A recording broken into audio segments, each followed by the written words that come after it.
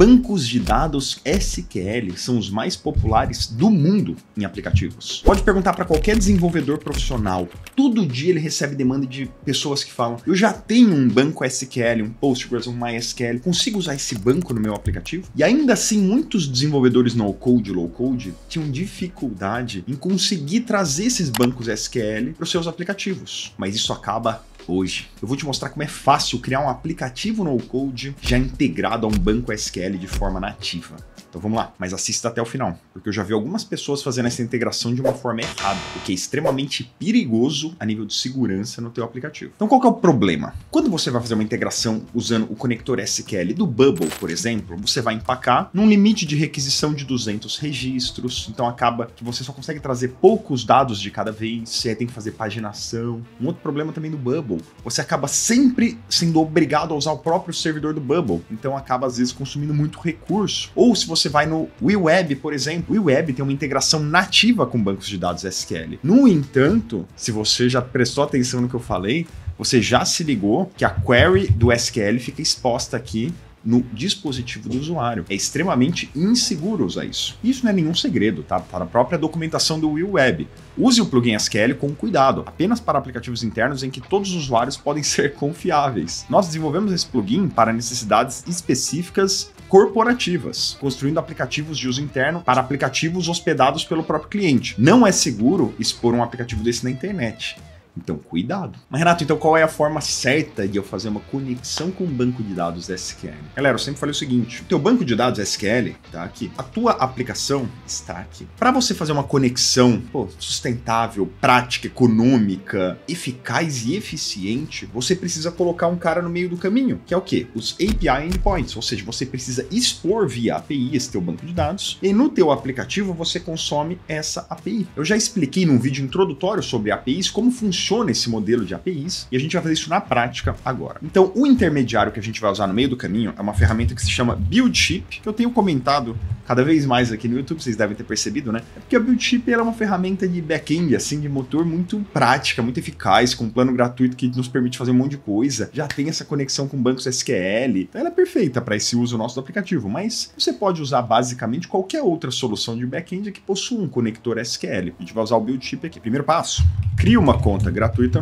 no buildship.app. Eu já tenho a minha criada aqui. Segundo passo, tenha um banco de dados SQL. Então você pode ser que já tenha o seu banco de dados. Eu, pessoal, fiz questão de criar um banco de dados gratuito no Supabase, que também é uma ferramenta gratuita que nos permite estruturar o nosso banco de dados. Ele já nasce com um banco de dados Postgres, que é o modelo mais comum de bancos de dados SQL. Então eu já criei uma conta minha no Supabase, já criei uma tabela produtos aqui, com diversos produtos lançados, que a gente usou até para outras aulas já. Então eu já tenho isso estruturado bonitinho aqui. Independente de qual seja o seu banco de dados SQL, você pode usar ele tranquilamente no decorrer desse tutorial, tá? Terceiro passo, agora a gente vai lá no Buildship e vamos criar uma conexão com o nosso banco de dados para ler nossos produtos. Então, vamos aqui no nosso Buildship, eu vou criar um novo workflow, eu vou chamar de SQL Test YouTube, por exemplo. E aí ele vai nascer com um workflow em branco, vazio. Vamos adicionar um gatilho. Qual gatilho?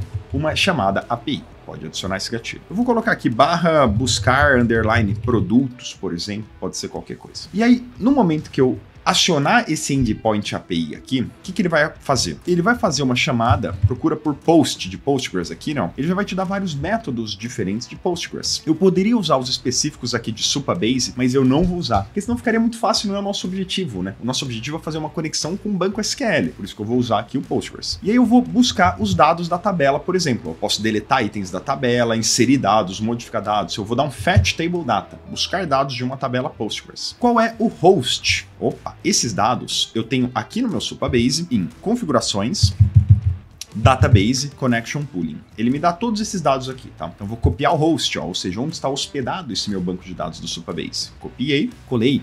Qual é o nome do meu banco de dados? Postgres. Copiei, colei. Qual é o nome do meu usuário? Copiei, colei. Qual é a senha? Galera, a minha senha é essa aqui, ó. Só que sempre antes de colar a senha, especialmente se ela tem caracteres diferentes, dê um URL encode. Pode usar esse serviço gratuito aqui, que é o urlencoder.org, dá um encode, aí pega a senha encodada, porque ela vai ser enviada por URL, não. Então perceba, não mande essa, não vai funcionar. Mande essa. Colei. Nome da tabela.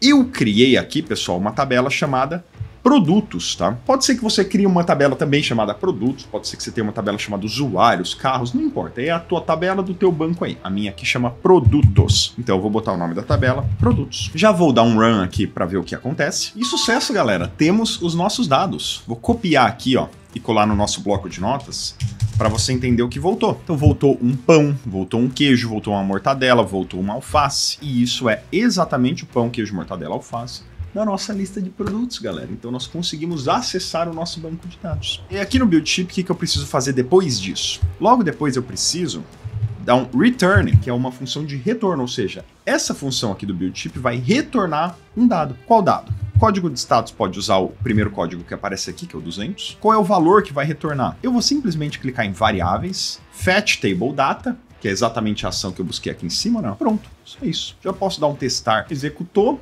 e esse foi o retorno da minha função. Já posso dar um ship, que é para publicar essa minha função aqui do Buildship. Vou copiar ela. Após criar essa conexão com o teu banco de dados, nós vamos para a ferramenta no code que você quiser. No nosso caso, vamos para o Bubble, mas poderia ser qualquer uma, tá? Então vou vir aqui no Bubble, API Connector, vou adicionar uma nova API aqui chamada Conexão SQL Supabase, por exemplo. No nome da chamada, buscar lista de produtos. Vou colar aqui o URL do endpoint que nós criamos lá no Buildship, que eu peguei daqui, não. Vamos inicializar a chamada e voltou com sucesso, galera. Então já temos aqui o pão, o queijo, a mortadela, a alface, tudo direitinho. Dei um salvar. E com esse dado retornando via API, eu já consigo puxar ele, por exemplo, num grupo repetidor aqui. Vou buscar dados de uma API externa. Qual API? Conexão Supabase, buscar lista de produtos.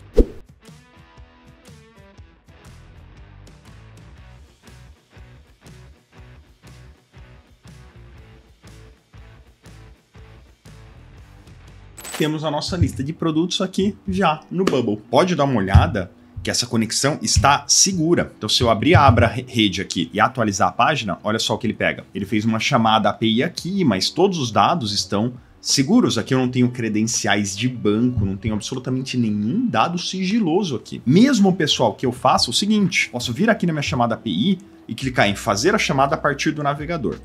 Se você já assistiu às nossas aulas de API, você sabe que isso aqui vai transformar a chamada numa chamada client-side, que não usa mais o servidor do Bubble. Agora usa o teu dispositivo, ou seja, essa chamada já não está consumindo workload units, por exemplo. Não está consumindo nenhum recurso do servidor do Bubble. Pode ver que agora, ao invés de do API call from server, né, fazer chamada API do servidor, aparece aqui buscar produtos diretamente. E aí o que ele me dá? Ó, só os produtos que voltaram. Mas pode ver novamente que não tem nenhum dado sigiloso aqui. Eu estou fazendo uma chamada lá para o Buildship. Por que não tem nenhum dado sigiloso? Porque os meus dados sigilosos estão guardados lá no Buildship, pessoal, lá no servidor. Minha senha, meu host do banco de dados, isso aqui está protegido.